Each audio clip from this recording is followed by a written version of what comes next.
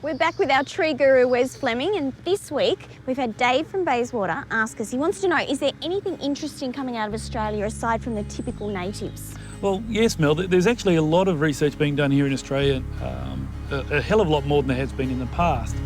And we've got some beautiful native trees, but we're also getting some wonderful exotics coming out of Australia that have been bred or discovered here in Australia. All right, so what's this one?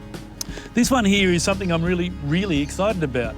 It's called a Casuarina glauca Greenwave.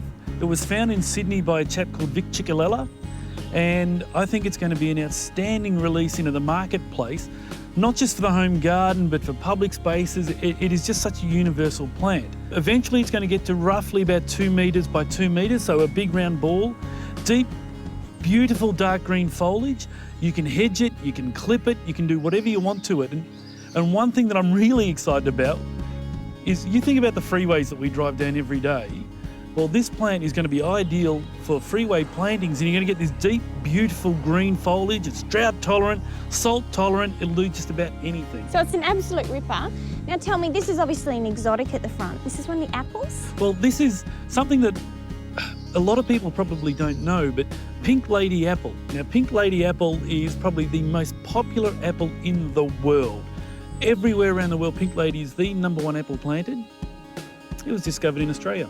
Really? It was discovered in West Australia about 25 years ago by a researcher by the name of Cripps, and people don't know it's Australian made. And it's a good eating apple. I like a pink lady. All right, now the obvious one behind me. Yep. What are we looking at? Well, this is a Corymbia maculata called Little Mac. Now again, this was discovered by Vic Ciccolella in Sydney. It's a semi-dwarf form of the spotted gum. It's going to get to roughly 1/2 to 2/3 the size of a typical Corymbia maculata. It's going to make big waves in the street tree market, parks and gardens. Great avenue tree. A great avenue tree, and the best thing about it is it's asexually produced. So it's grown from cuttings, and every tree you get will be uniform. One of the biggest problems with the natives in Australia is most of them are grown from seed, so you get lots of variability, where this will be consistent. Great, so you know what you're getting. So there you go, Dave, you've got some brilliant choices, and if you've got any more questions for Wes, just log on to the Guru's Facebook page and we'll see you next week. Thanks, Mel.